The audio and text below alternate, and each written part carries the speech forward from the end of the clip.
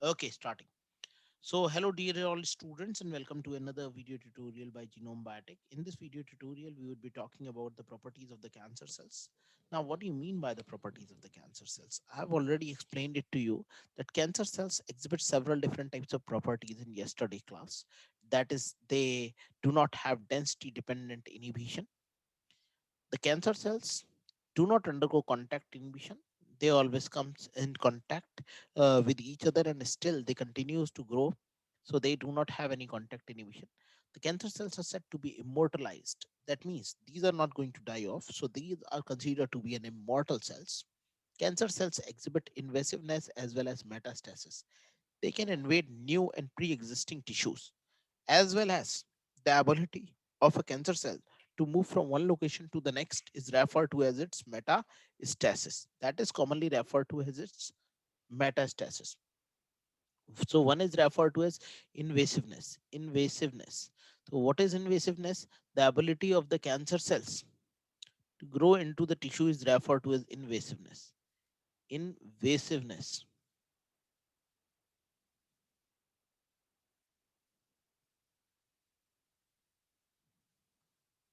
The ability of cancer cells to move into the tissue. The ability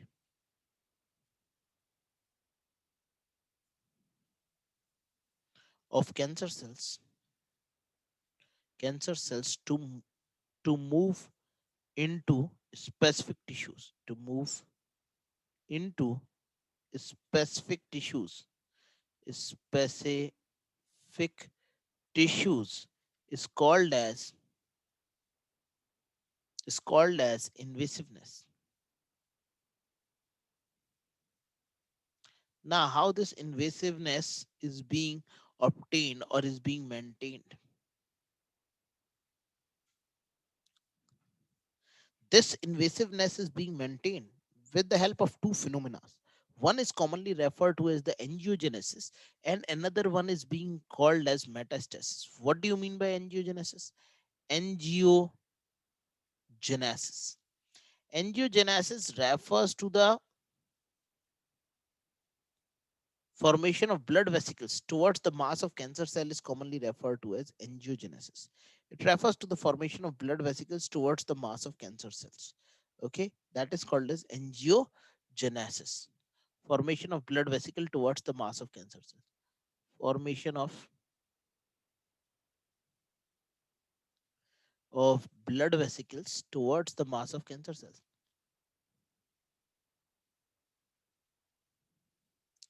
Towards cancer cell. Okay, is referred to as angiogenesis. Whereas metastasis, the other phenomena that I was talking to you, metastasis is another phenomena that is being used. In the case of metastasis, when you talk about the metastasis, what is going to happen? Metastasis refers to the ability of a cancer cells to penetrate into lymphatic and blood vesicles. Okay, so here the cells will penetrate into the lymphatic as well as the blood vesicles. So once they would be penetrating into the lymphatic vesicles or into the blood vesicles, then the ability is referred to as the metastasis. Okay, and then invade normal tissue elsewhere into the body. So they will be invading normal tissue elsewhere in the body. This phenomena is commonly referred to as metastasis. Okay, so now moving forward, this phenomena first was referred to as angiogenesis. I have explained to you the hypoxia inducing factor number one, metabolism, that how this angiogenesis was being caused. Then I have also explained to you the loss of anchoring junction. That means cancer cell do not shows any anchoring dependency. They will not show any anchoring dependency. They do not get anchored over a particular substratum. They can move away from the substratum very effectively. So there is a loss of anchoring dependency in the case of cancerous cells. They never shows anchoring dependency. Most normal cells must be attached to a rigid spectrum in order to grow. Transformed cells can grow even when they are not attached to the substratum. For example, when they are suspended in a semi-solid medium containing agar or methyl cellulose, then they can show loss of anchoring dependency. Lower serum requirement. What do you mean by lower serum requirement? Lower serum requirement is another characteristic feature of cancer cells. These cells will show very low serum requirement within themselves. Growth of normal cells in a tissue culture medium requires very high concentration of serum. Some serum growth factors resembles insulin in interacting with external receptor of the cell membrane to regulate biochemical activities of the cell. See, there is a serum requirement by certain cells. Serum refers to the nutrients which are being required by the cells for its proper growth and development. Okay. Cancer cells will require very low amount of the nutrients for its proper growth and development. That is why they will show very low serum requirement. Growth of normal cells in a tissue containing medium requires high concentration of serum. Some serum growth factors resembles insulin in interacting with the external receptor of the cell membrane to regulate biochemical activities within the cells. Okay, the biochemical activities within the cells will be regulated when the cells will fail to undergo apoptosis. Okay, so cancer cells also do not undergo apoptosis. That means there is no programmed cell death present in the case of cancer cells. Cancer cells never undergo any programmed cell death within themselves. That is why they always fail to undergo any sort of apoptotic pathway. Okay, so they will not show any apoptotic pathway, they will not show any normal cell death that is going to take place. Okay, next point. Now, what do you mean by carcinogens? Carcinogens are the agents that are responsible for causing cancer. So these agents have the ability to cause cancer, and that is why they are referred to as carcinogens. Okay. So these are called as the carcinogenic agents in nature.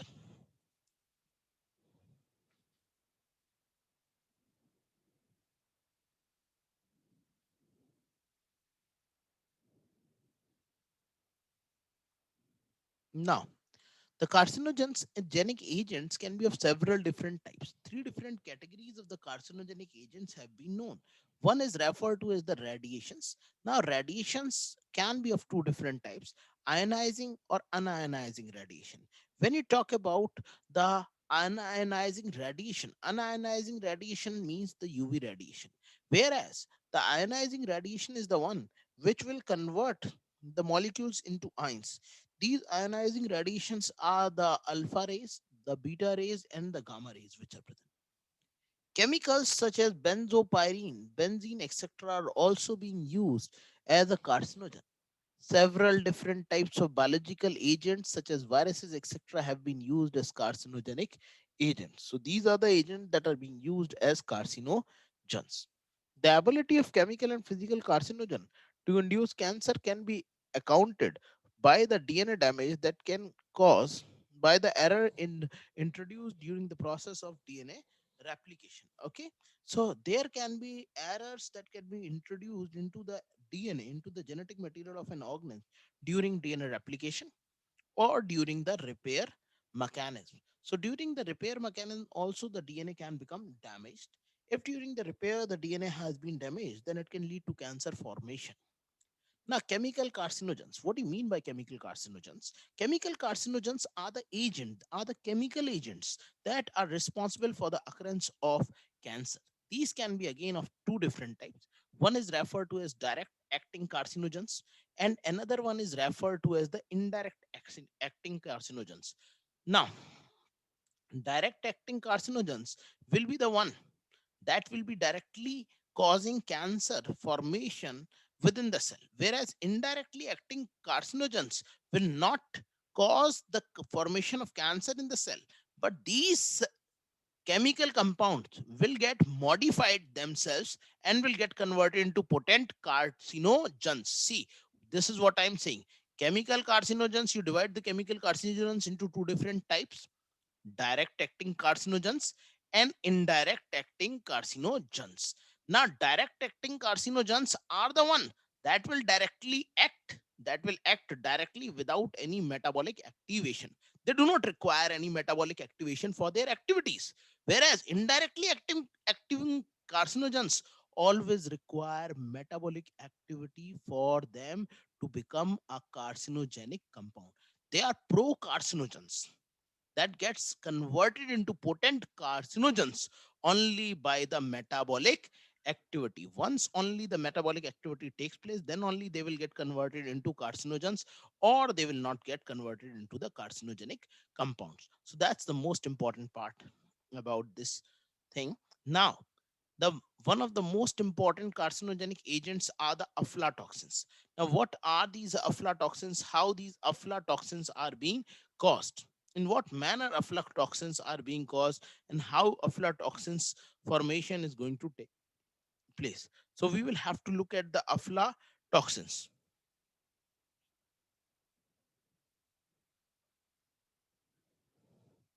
Aflatoxin is an example of indirectly acting carcinogens in nature. Now, aflatoxins are the agent that are indirectly acting in nature.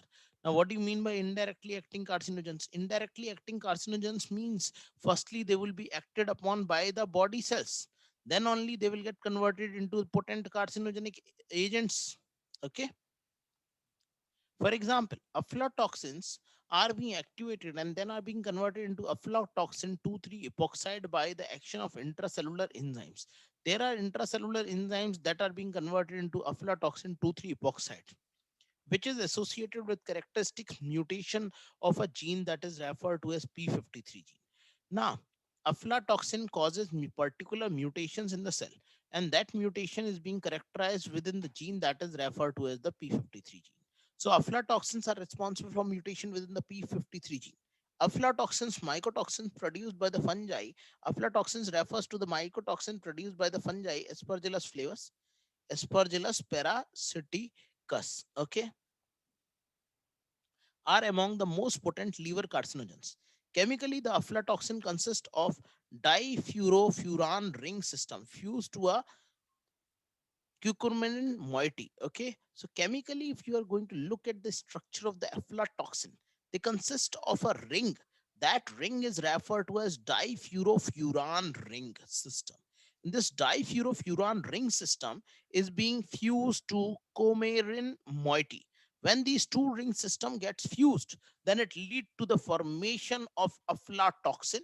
This aflatoxin is being degraded into the body, into the potent carcinogenic compound. You look here, with a methoxy group attached to the corresponding benzene.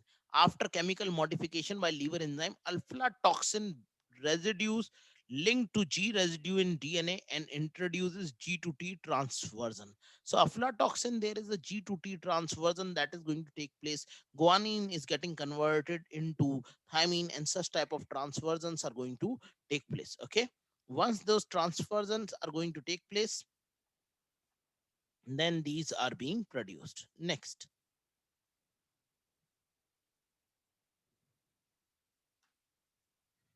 other common examples of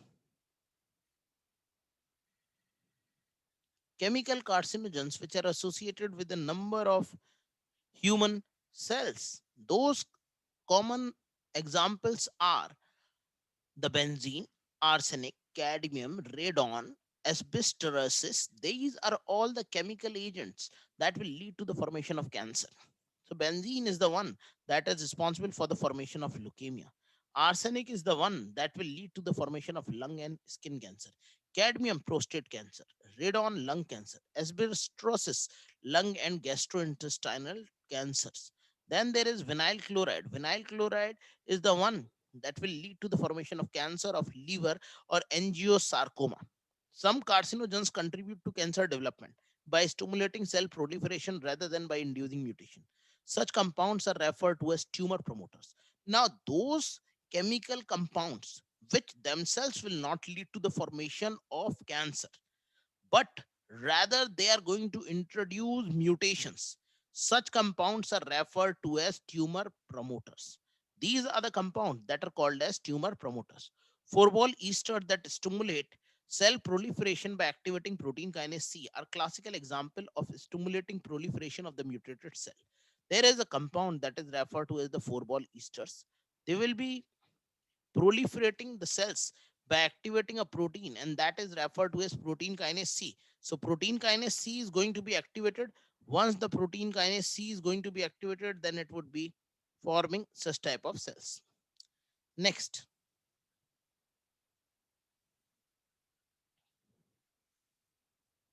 Now, what are these oncoviruses? How oncoviruses are being produced? So, there are viral agents also that can lead to the formation of cancers. And those viral agents which can lead to the formation of cancers are referred to as the oncoviruses. Now, how these oncoviruses are going to cause cancer, that we are going to look forward. Okay. So, let us look at these oncoviruses. But before moving to the oncoviruses, we would be looking at the detailed description through the book Cooper. Okay. So, in this lecture, firstly, let us look at the oncoviruses or the tumor viruses. Now, what do you mean by oncoviruses? What do you mean by tumor viruses? Oncoviruses or tumor viruses are the viruses that lead to the formation of tumor in the cell. Now, how these oncoviruses or tumor viruses are being produced in the cell, how they are going to get converted into, how they are going to transform the cells into the other different types of the cancer causing viruses. So that we would be looking forward. The transformation activity of a tumor virus resides in a particular gene or gene carried by the viral genome. Now, certain viruses have certain specific genes that can lead to the formation of tumor in those viruses. And such type of viruses are commonly referred to as the cancer causing viruses. Such type of viruses are referred to as the tumor viruses. Okay. Now, next point, the gene that is present in these viruses is referred to as the oncogene. Oncogene means the gene by which the virus can cause the cancer. Next, DNA containing oncoviruses. There are several different types of DNA containing oncoviruses. Those are hepatitis B virus, hepatitis virus, simian virus 40. All these viruses which are present, these viruses carry several different types of genetic material that can cause the transformation of the cells. Carry they have several different types of oncogenes. Now these oncogenes will influence two different types of genes present in the organism body. Those two different type of genes are referred to as the P53 gene and retinoblastoma gene. Now P53 gene and retinoblastoma gene are the most important category of genes which are present in our body. See, P53 gene has a particular location. What is the location of this particular gene? This gene has a location of 17p13.1. 17p13.1. 13.1 means this is present on the 17th chromosome, short arm, first region, third band, first subband. 17th chromosome, short arm, short arm, first band, third subband.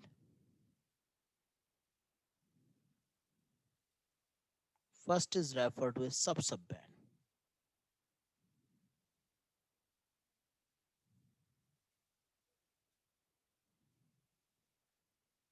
17p13.1. This is how P53 is present.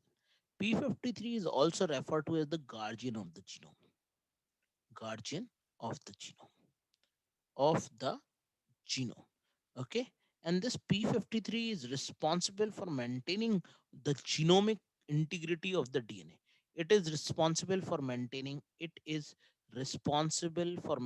genomic integrity. Responsible for maintaining genomic integrity.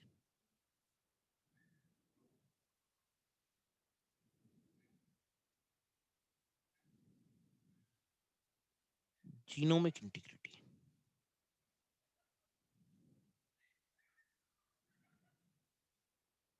Okay, so the genomic integrity is being maintained by the P53. P53 remains bound with another protein, and that is referred to as the MDM2 protein. We would be talking about P53. Similarly, there is another tumor suppressor gene that is referred to as the retinoblastoma gene. Retinoblastoma gene is being referred to as 13q14.2. 13q14.2. What do you mean by 13q14.2? This is present on 13th chromosome. Okay. Q is referred to as long arm. First is referred to as the band, subband, band, subband, sub-subband, or the order, okay, or the sub-subband that you can write. So this is present on the 13th chromosome, long arm, first band. In the first band, there are four sub-bands which are present. Within the four sub-band, there is the second sub-subband that is present, sub-subband, where this particular gene is present. Okay, and this is the one that is responsible for the formation of the retinoblastoma gene. This is how retinoblastoma is going to be produced. So one is P53, another one is referred to as the retinoblastoma. Okay, now for example, papilloma virus. Now there is a virus called as papilloma virus, causes human wart and carcinoma of the uterine cervix using two viral proteins. One is referred to as the E6 protein and another one is referred to as the E7 protein. Now E6 and E7 proteins are the two different types of proteins and they would be inhibiting two different types of cells. One would be referred to as P53 and another one would be referred to as the retinoblastoma. Okay, so these are the two different types of cells, two different types of genes that could be inhibited by the E6 and the E7 proteins. Okay, now these are the cells, these are the proteins which are present. So let me just mark the proteins for you all. So E6 is going to inhibit the P53 and E7 is the one that would be inhibiting the retinoblastoma and will lead to cancer formation. Okay, I will be showing it to you that how these genes are leading to the formation of the cancer.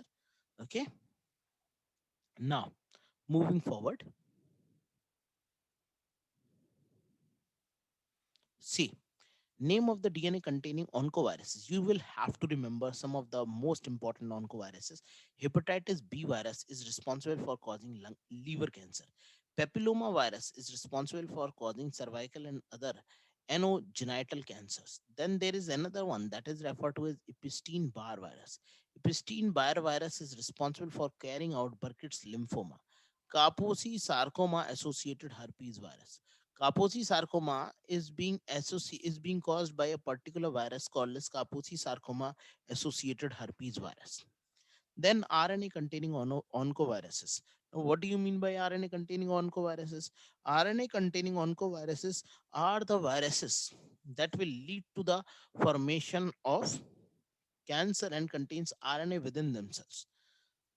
The retroviral contains an oncogene present within itself. Viral oncogenes were first reported in Rouse sarcoma virus by the Peter Rouse. So it was Peter Rouse who firstly gave the concept that oncogenes are present within the virus, and he was the first person to discover the first oncogene present in the Rouse sarcoma virus, okay, which transforms chicken embryo fibroblast in culture and induces sarcoma formation.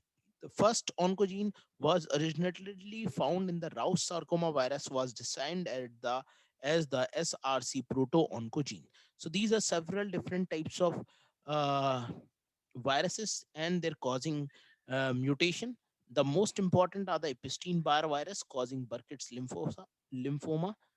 It has been asked quite number of times. Human herpes virus causing Kaposi sarcoma. Then there is the simian virus 40 SU40 virus causing non-Hodgkin's lymphoma. These three, at least, you will have to remember that these three are the most important one that you must know. Okay, so I would be stopping here only because tomorrow I would be talking with you about how these translocations are carrying on. So you have to remember all these things. Okay. In tomorrow lecture, we would be finishing it from the American microbiologist that how the Warmer and Bishop and then Todaro introduce these proto-oncogenes and how their action is going to take place. Most probably within two lectures, our topic will be all over. So I request you, Hiba, to kindly go through this. Okay, I'm posting the same over the web so that you can have a look at the lecture. That's all for today. Good night. Bye bye.